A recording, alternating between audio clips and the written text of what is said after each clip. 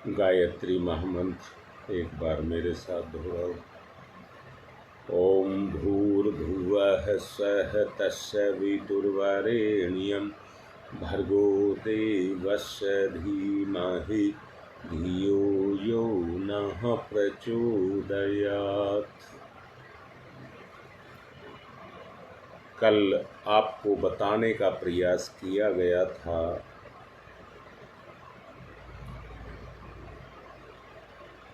विपुल संपदा जो परमात्मा की है वो इस शरीर के अंदर छुपा करके परमात्मा ने रखी हुई है। मैंने पिछले दिनों आपको बताया था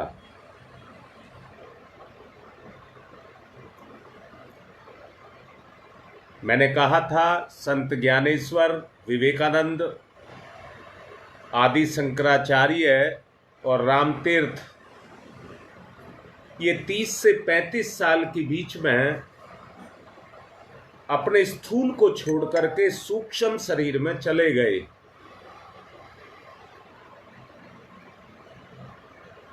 क्योंकि उनके स्थूल का कार्य पूर्ण हो गया था। इतने सालों में उन्होंने अपनी उस संपदा को जागृत कर लिया था।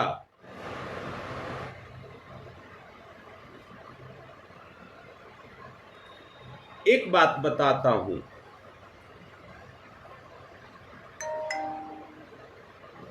महर्षि दयानंद ने तो इस बात को बड़े अच्छे से कहा कि मेरे शरीर छोड़ने के बाद इस दुनिया में, इस धरती पर जिस शक्ति को मैंने प्राप्त किया है, मैं उस शक्ति को किसको दे करके जाऊं? जानते हैं, ब्रजानंद जी अपनी तपस्या में साधनारत थे।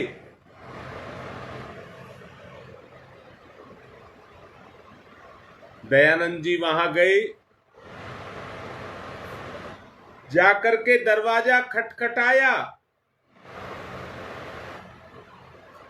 अंदर से आवाज आती है, कौन है?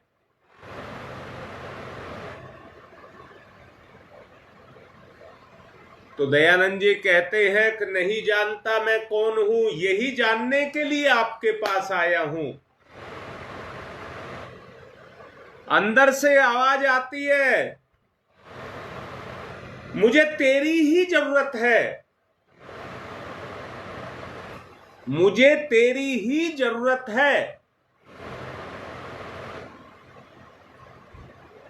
और आकर के ब्रजानंद जी दरवाजा खोलते हैं। आंख के अंधे थे, आंख के अंधे थे। ब्रजानंदी ने दयानंद को अपने छाती से लगा लिया। तेरी ही तलाश में था,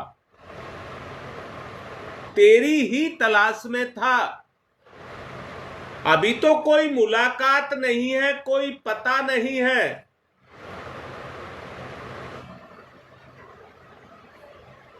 परंतु एक बात कह रहा हूं, हरेक की चेतना अपने उत्तराधिकारी को ढूंढती रहती है।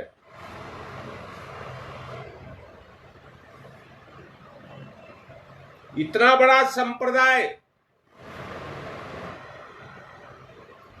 जो दयानंद जी ने खड़ा किया, अपने गुरु की शक्ति के आधार पर, अपने गुरु की शक्ति के आधार पर इतना बड़ा संप्रदाय खड़ा किया। उसके पीछे जो तप बल लगा था वो गुरु का था। मैंने अभी कहा 30 से 35 वर्ष के बीच में 4 महाशक्तियों के नाम मैंने आपको बताए। उन्होंने अपने शरीर को छोड़ दिया, क्योंकि अब हमारा कार्य शरीर से होने वाला नहीं है, और उस कार्य को करने के लिए हमें उन पात्र शरीरों को, जो आत्माएं शरीर में रह रही हैं, उनकी पात्रता का इस्तेमाल करते हुए अपने इस सीमित बंधन को, अपने आप को विराट में बदलना है।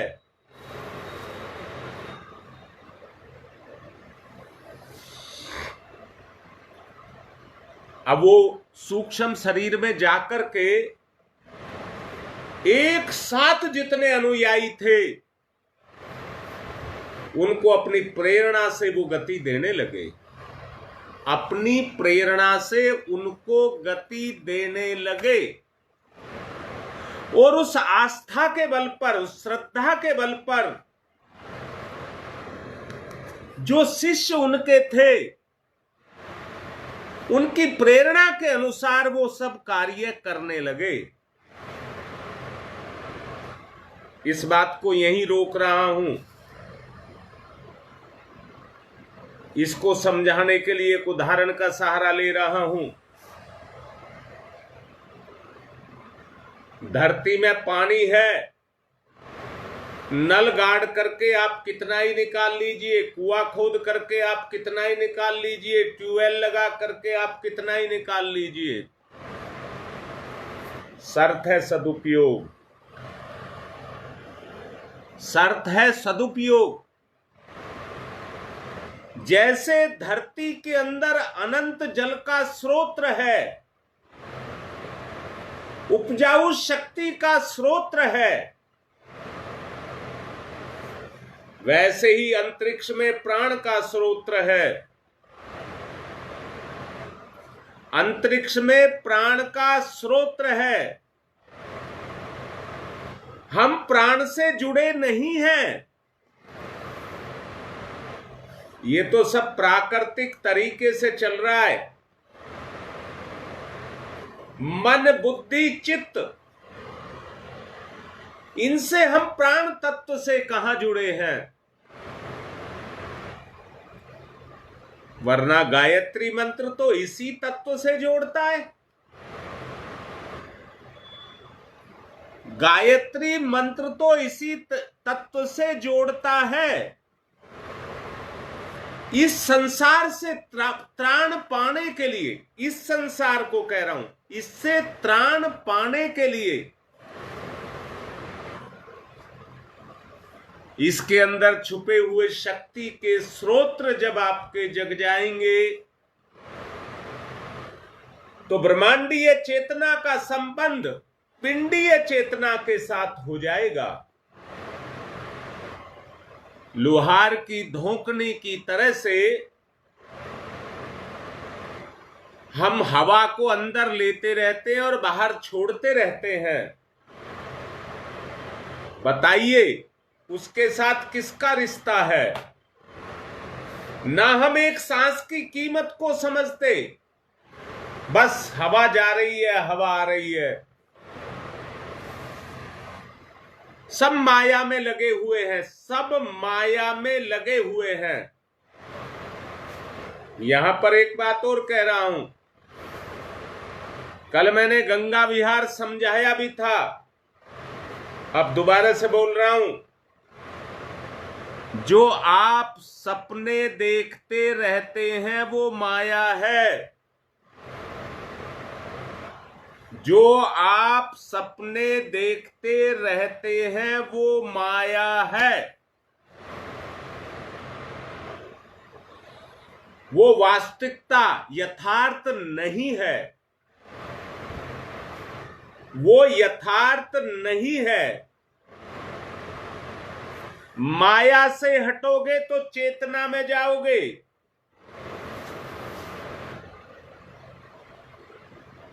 बोलो बेटा, माया के साथ आपका संबंध है कि नहीं? माया आपको रस देती है कि नहीं? जो आप सोचते हैं, जो ख्याली पुलाव है, जिनको आप पकाते रहते हैं, वो माया है।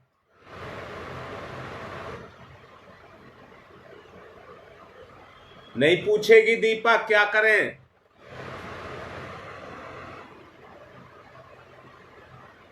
ये माया हमको हर वक्त अपने चक्र में लेकर के रह रही है, हर वक्त अपने चक्र में लेकर के रह रही है।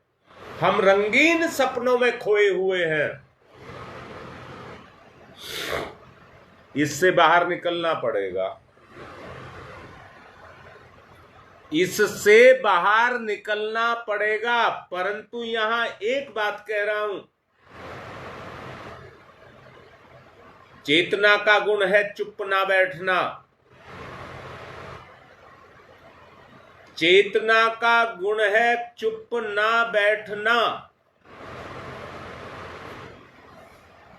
उसे ईंधन चाहिए ही चाहिए।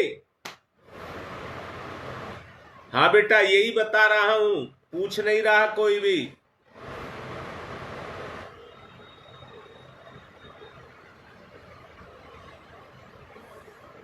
बता रहा हूं बेटा, जब चेतना से जुड़ोगे तो माया से निकलोगे, चेतना से जुड़ोगे तो माया से निकलोगे। कहीं ना कहीं तो ये चेतना जुड़ी रहेगी। अगर चेतना को चेतना के साथ नहीं जोड़ा गया तो ये माया के साथ जुड़ जाएगी। बेटा दोबारा समझो, आग को जिंदा रहने के लिए कबाड़, ईंधन चाहिए। आग को जिंदा रहने के लिए ईंधन चाहिए।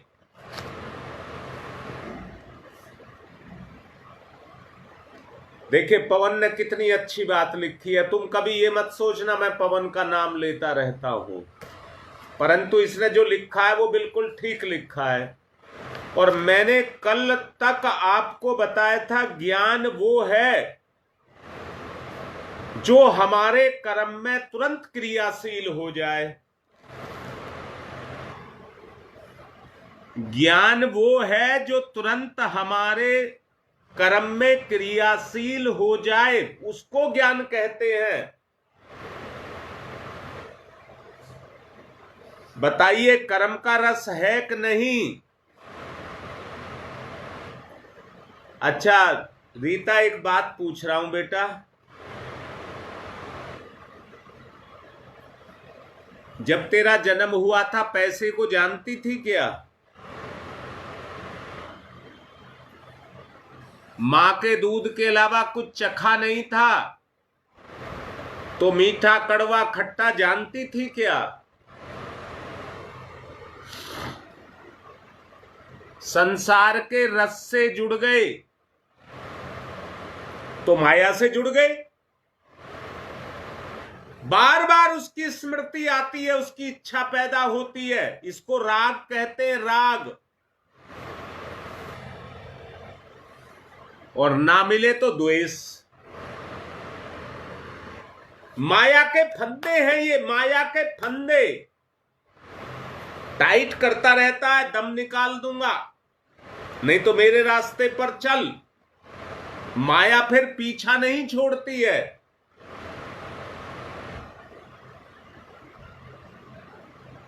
एक बार ये रस लग जाए तो माया पीछा नहीं छोड़ती है।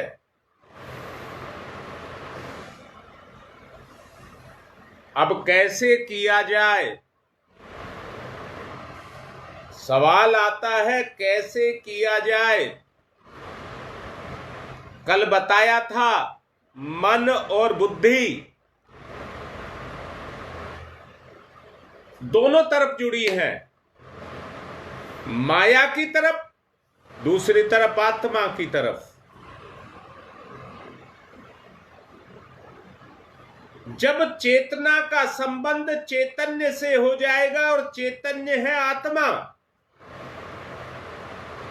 जो आज माया के विचार हमारे अंदर पैदा होते रहते हैं, वो चेतना के विचारों में बदल जाएंगे।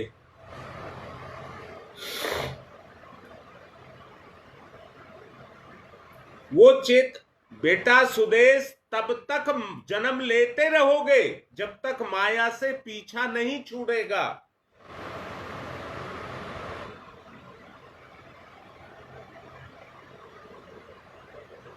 जी बेटा योगेश, बिल्कुल।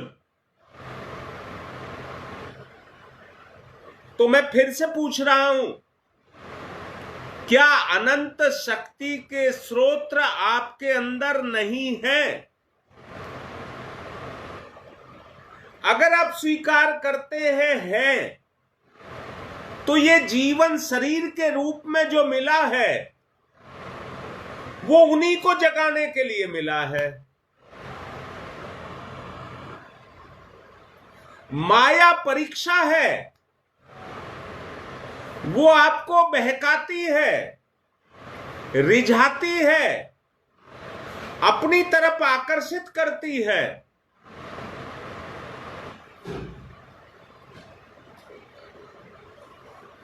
बोलो बेटा, बात कितनी समझ आ रही है? कैसे छूटे?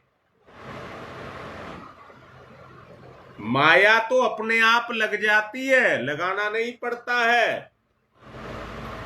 खरपतवार अपने आप पैदा हो जाते हैं, पैदा नहीं करना पड़ता।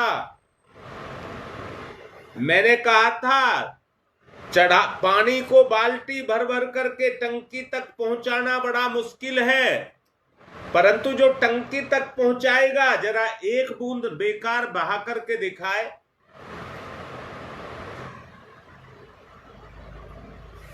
बेटा, माया के ख्याल हम करते रहते हैं, जिसमें कुछ दिखता है, लगता नहीं, और उसके लड्डू, ख्याल के, ख्वाब के, सपने के लड्डू हम खाते रहते हैं। स्वप्न में हम सोए रहते हैं,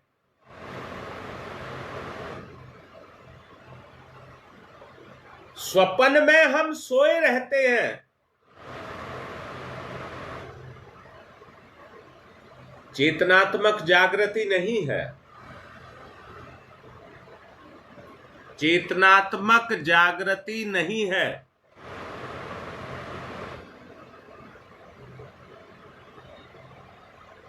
रीता बता रहा हूं बेटा, परिश्रम से, परंतु ईमानदारी का परिश्रम, ये शरीर स्वस्थ निरोगा होता है। ये शरीर स्वस्थ और निरोगा होता है। जरा कड़ी जोड़ लेना सारे के सारे। जो रीता ने लिखा है उसका जवाब दे रहा हूं। अगर आप ईमानदारी का, अपनी जिम्मेदारी का परिश्रम करेंगे जो आपकी आत्मा कहती है, तो बताइए क्या सांसारिक माया में फंसेंगे? अगर ईमानदारी से अपने धर्म को निभा रहे हैं तो उस परिश्रम से आप अपने उन सब कर्मों को करते चले जाएंगे और संसार से मुक्ति के साथ साथ आपको क्या मिलेगा? उस परिश्रम से आपके वो सूक्ष्म प्रतिभा के स्रोत जगने शुरू हो जाएंगे। और जब वो जगेंगे तो सूक्ष्म शरीर निर्मल हो जाएगा। निर्मल, निर्मल। एक बात समझ लेना,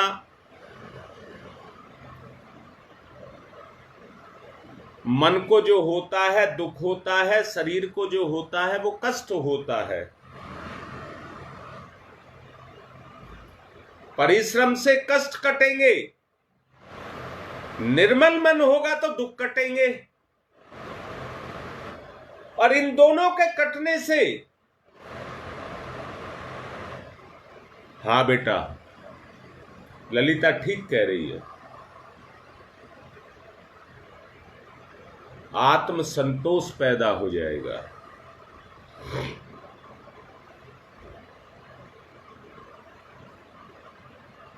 मैंने विरजानंद की बात की।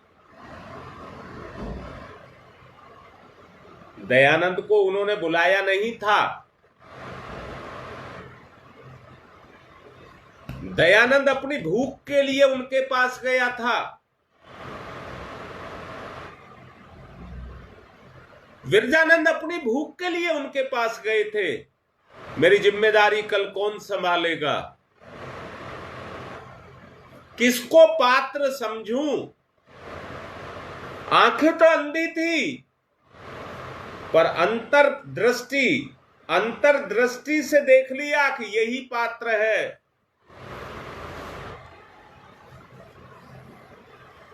जमाई की तरह स्वागत किया, जमाई की तरह स्वागत किया। अब मैं आपसे पूछ रहा हूं, क्या तुम भी भगवान के जमाई लगते हो?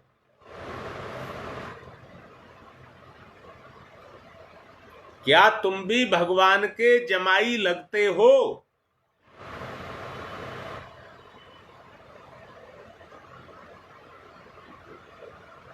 हाँ योगेश, दोनों की अपनी भूख थी।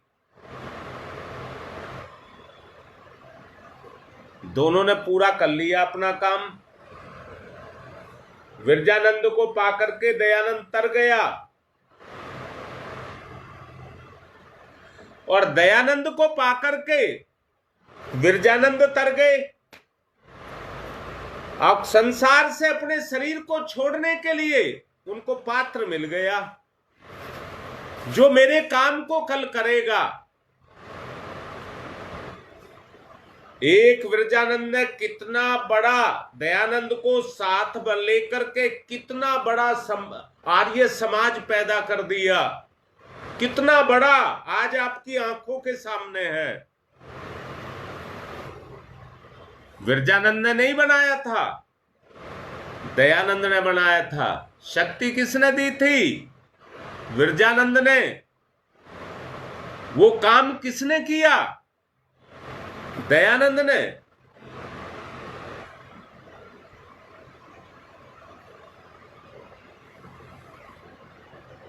सच बात यह है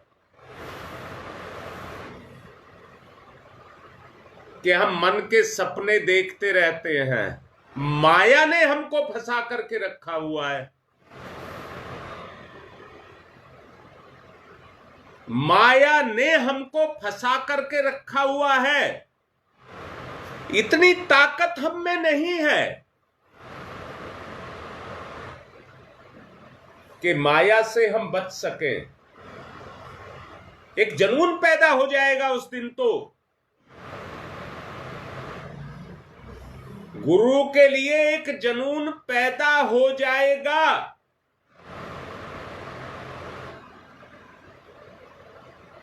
मुझे गुरु के ज्ञान में जाकर के, गुरु में जाकर के समा जाना है, उनकी चेतना में जाकर के समा जाना है। कैसे? जैसे प्राण समा जाता है,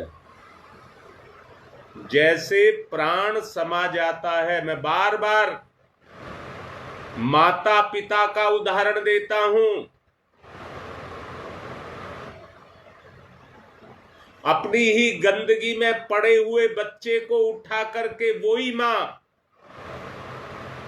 अपनी छाती से लगा लेती है।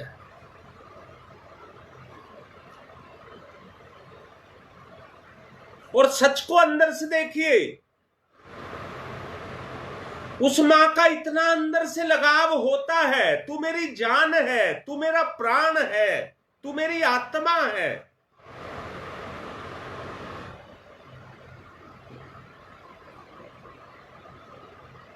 इसको कहते हैं आत्मिक लगाव, प्राण का संचार। प्राण का संचार कान खोल करके सुन लें। इस शरीर के अंदर प्राण का संचार है, इस शरीर के अंदर प्राण का संचार है। अगर प्राण का संचार है तो अभी तो हम अपना समय कार्यकाल पूरा कर रहे हैं, सांसों को पूरे कर रहे हैं। ललिता, एक बात बताऊं, जो तूने लिखा है बहुत अच्छा लिखा है बेटा। हर वक्त एक ऐसी ललक लग जाए जहां पर हम सपने देख रहे हैं, माया को जागृत कर रहे हैं, वहां पर गुरु जागृत हो जाए और भाव ऐसा हो जाए, गुरु कहे मैं शिष्य को संभालूं और शिष्य कहे मैं गुरु में समा जाऊं। एकाकार,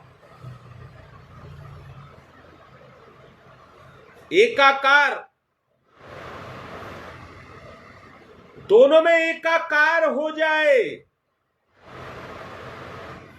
कल मैंने समझाया था ललिता, तुम्हारे यहीं पर समझाया था,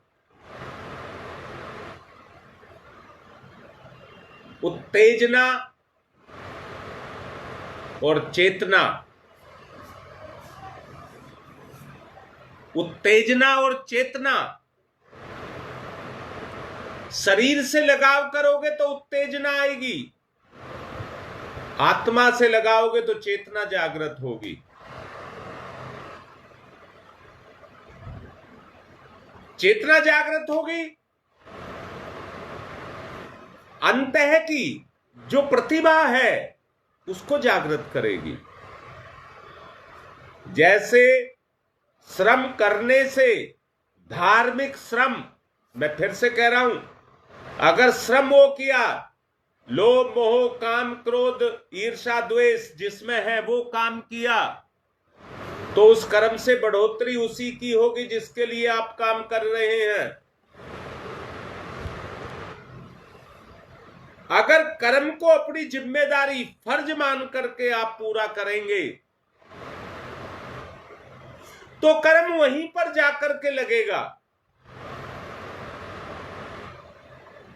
जहां जो आपके चिंतन में है उसी को जागृत करेगा।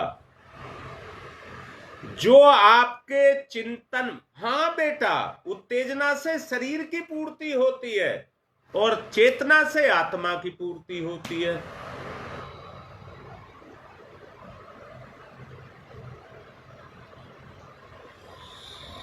स्पर्श होना चाहिए, छू जाना चाहिए। कोई भी चीज जब आपको, आपकी चेतना को छू जाए,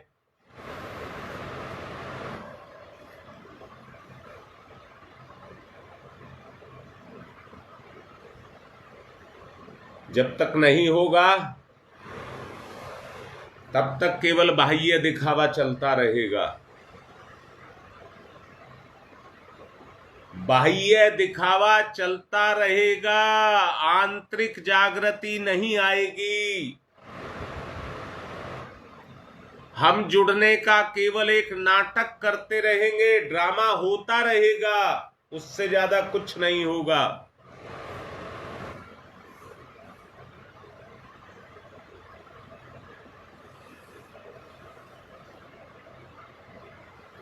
बेटा, सत्संग में ऐसे कितने व्यक्ति हैं जो केवल अपनी मानसिक इच्छाओं को पूरा करने के लिए जाते हैं।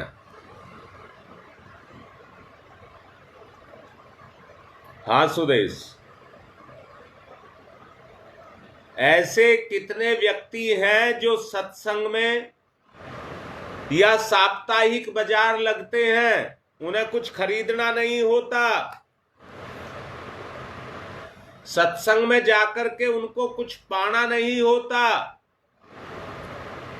भोली भाली मासूम चेतनाओं के साथ वो अपने मानसिक भूख की पूर्ति करते हैं, जो माया है। माया उसको कहते, मां माने जो, या माने नहीं। जहां कुछ भी नहीं है वहां से हम ले रहे हैं।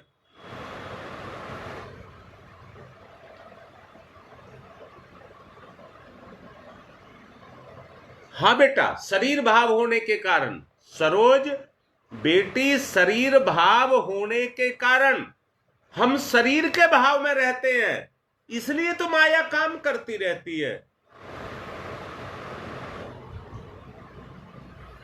बेटी, माया इसलिए ही काम करती है क्योंकि इसका रिश्ता देखिए किसके साथ जुड़ा है। इसलिए माया इस पर अपने काम को करती रहती है। और कल मैंने बताया था, अगर लोहे पर एक बार जंग लग जाए तो उससे छूटने का कोई रास्ता नहीं है। आप कितना ही रगड़ लीजिए, कितना ही पेंट कर लीजिए, अगर पेंट करना था तो तब करना था जब उसको नया था, उस पर तभी पेंट कर देते जिससे उस पर असर ना होता। जब से जन्म लिया था, अगर ऐसे संस्कार हमको मिलते कि आत्मा सदा परमात्मा के साथ जुड़ी रहती। बेटा, 5 साल तक का बच्चा भावना से मां के साथ जुड़ा रहता है, मां का ठप्पा रहता है 5 साल तक। 5 साल के बाद वो संसार में गति, माया उसके ऊपर काम करना शुरू कर देती है। माया तो उसी दिन से करती है जिस दिन से वो जन्म लेता है, पर 5 साल के बाद वो पूर्णतया मां को छोड़ देता है और सारी जिंदगी इस संसार में ही खोया रहता है। सारी जिंदगी इस संसार की माया में ही खोया रहता है, इससे बाहर नहीं निकलता।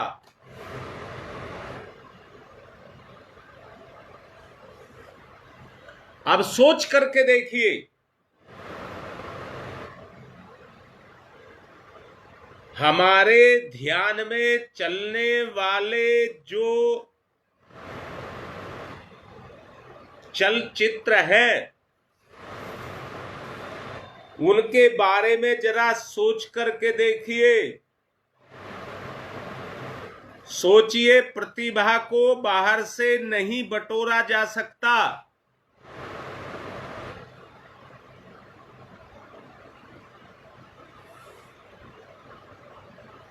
प्रतिभा हमेशा अंदर से आती है, अंदर से आती है, अंदर से आती है।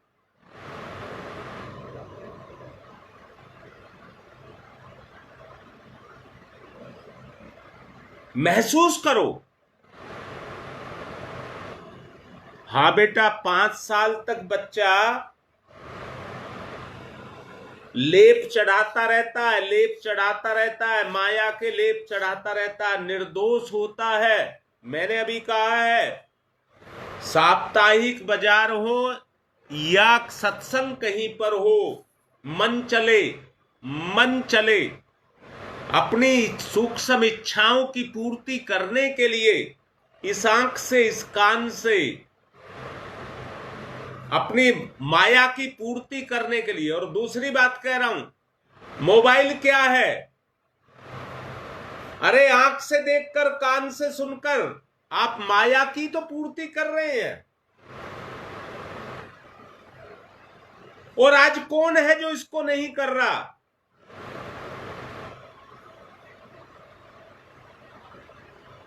आज कौन है जो इसको नहीं कर रहा? हर किसी को देखिए मोबाइल में लगा है। सच्चाई को देखिए, माया को मिटाना है तो मिटेगी तो प्रतिभा से मिटेगी, प्रतिभा। और ये मिटेगी तो आपकी आंतरिक शक्तियों का जागरण होगा। आपकी आंतरिक शक्तियों का जागरण होगा।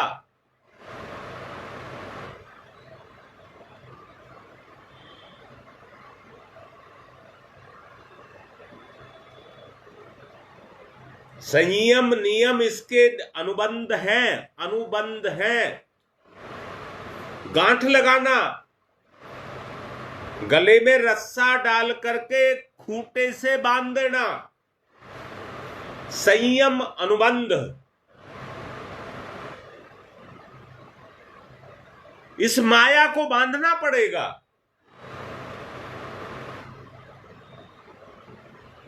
आत्मा का जागरण अगर करना है तो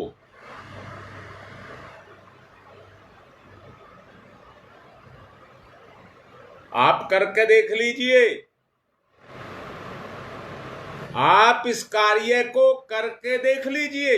जैसे ही आप करना शुरू करेंगे परिवर्तन वैसे ही आने लगेगा और उसका लाभ आपको मिलने लगेगा।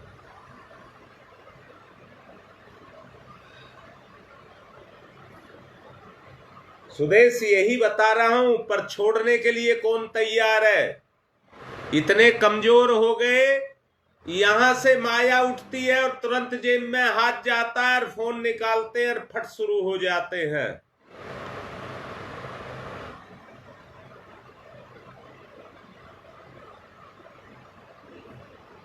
जी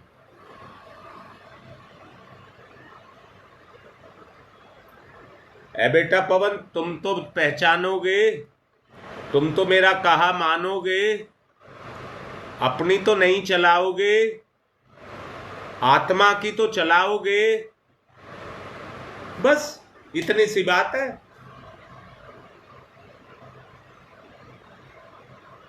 इतनी सी बात है बेटा। मैं भी सपने देखता रहता हूं। पवन को ये बनाऊंगा, सुदेश को ये बनाऊंगा, पुष्पेंद्र को ये बनाऊंगा, सपने देखता रहता हूं।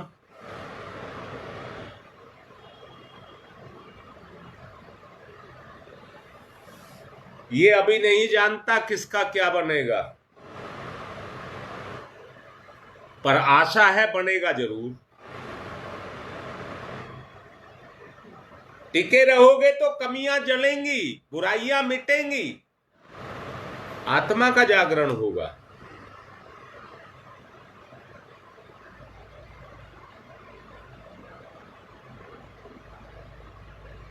लाडली बेटी, लाड करके कह रहा हूं, सच्चाई यही है। पर पंचों से पीछा छुटाना है, आत्मा से जुड़ना है। बस इतनी सी बात है।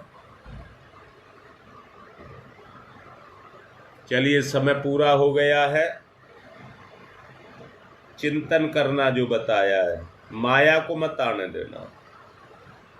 ओम तम सोमा ज्योतिर्गमय, तम सोमा ज्योतिर्गमय, तम सोमा ज्योतिर्गमय, असतो मा सद्गमय, असतो मा सद्गमय,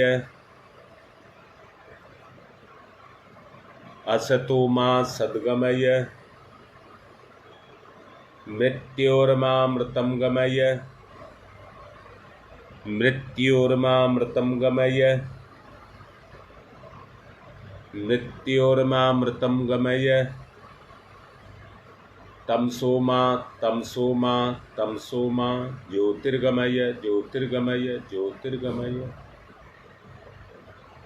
असतो मा अस्तो मा अस्तो मा सद्गमय, सद्गमय, सद्गमय,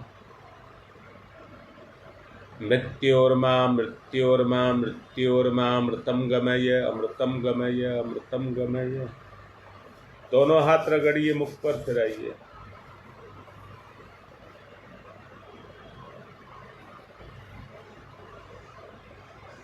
आज नैना दीक्षित का विवाह दिवस है। मेरा आशीर्वाद है बेटा, मुझे महसूस होता है तुम बड़े अच्छे से मुझे सुनते हो। नेहा गंगा विहार से, शायद आज या कल उनका भी विवाह दिवस है, जैसा मुझे याद आ रहा है।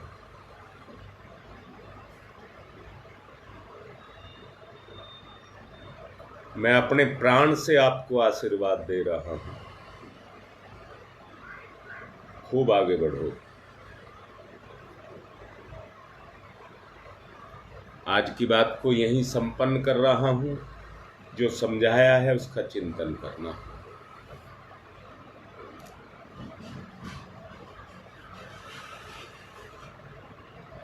हाँ चलिए, राधा बेटा नैना के नाम से आ रहा है मेरे पास, इसलिए मैंने लिया। मैं पवन दीक्षित कह देता हूं। खूब खूब आपको मंगल कामनाएं। भगवान आपको आगे बढ़ाए, परंतु बस एक ही बात दोनों से चाहता हूं, 2 शरीर 1 प्राण। बेटा जो कह रहा हूं, 2 शरीर पर प्राण 1, 1 प्राण 1 आत्मा, इतना लगाओ। बेटा तुम नारी हो, वो नर है, पर दोनों मिलकर के आत्मा हो जाना। ना नर है ना नारी है। अच्छा बेटा, जहां ना नर रहे ना नारी रहे, दोनों एक हो जाना, ये आत्मा का रिश्ता है बेटा, आत्मा का रिश्ता।